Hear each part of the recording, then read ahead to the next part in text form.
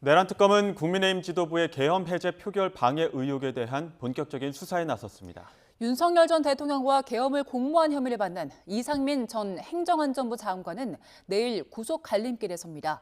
법조팀 최재 기자 연결합니다. 이경국 기자. 네, 내란 특검 사무실에 나와 있습니다. 내란 특검 수사 상황부터 살펴보겠습니다. 어제 안철수 의원에게 참고인 조사를 요청했던 사실이 확인됐죠? 맞습니다. 내란 특검법 수사 대상에는 계엄 해제 표결 방해 시도 행위가 포함이 되어 있습니다. 앞서 계엄 당시 국민의힘 지도부가 자당 의원들의 표결 참여를 방해한 거 아니냐는 의혹이 제기된 바 있는데요. 특검이 이를 수사하기 위해서 어제 국민의힘 안철수 의원에게 참고인 소환을 통보했지만 안 의원이 정치 탄압이다, 응할 수 없다고 반발하면서 결국 무산이 됐습니다. 다만 특검이 표결 해제 방해 의혹에 대한 본격적인 수사에 나섰다는 사실은 확인된 셈인데요. 협조적일 것으로 예상했던 안철수 의원 조사가 불발이 되면서 특검은 해당 의혹으로 고발된 의원들을 소환하는 방식 등을 검토하면서 수사를 이어나갈 것으로 보입니다.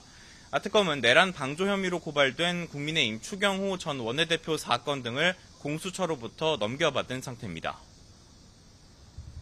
네, 내란 특검은 내일 있을 이상민 전 행안부 장관 구속영장 심사 준비에도 주력하고 있다고요? 맞습니다. 이 전 장관에 대한 구속영장 심사 내일 오후 2시 서울중앙지방법원에서 진행됩니다. 이 전 장관 내란 중요임무 종사 그리고 직권남용, 위증 혐의 등을 받고 있습니다.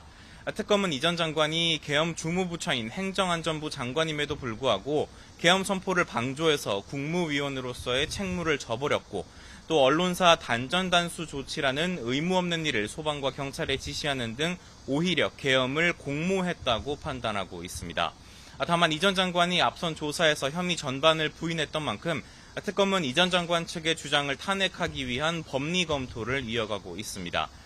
내일 영장 심사를 통해서 특검이 주장한 범죄의 중대성에 대한 법원 판단이 나올 것으로 보이는데 이는 한덕수 전 국무총리 등 다른 국무위원들의 신병 처리 방침에도 영향을 줄 것으로 전망이 됩니다.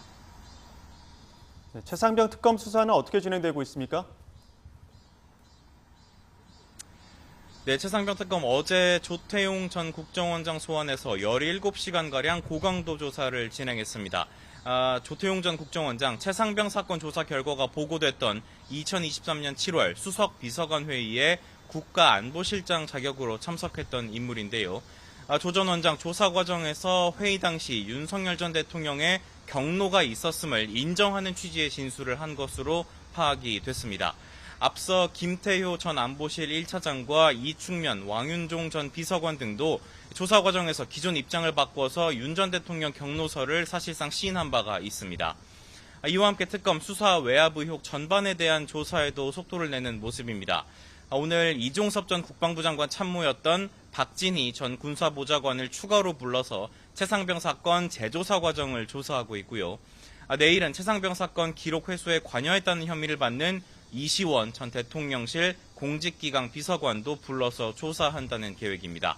지금까지 내란 특검 사무실에서 전해드렸습니다.